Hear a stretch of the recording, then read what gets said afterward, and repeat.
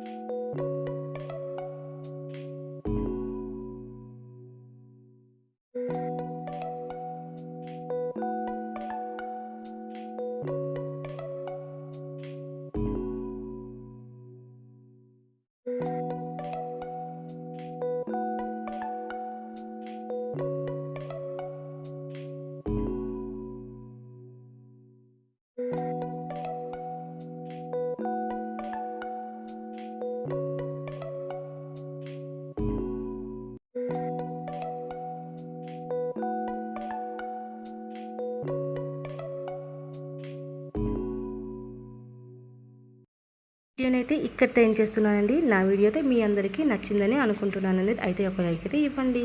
Thanks for watching. Bye, I love you.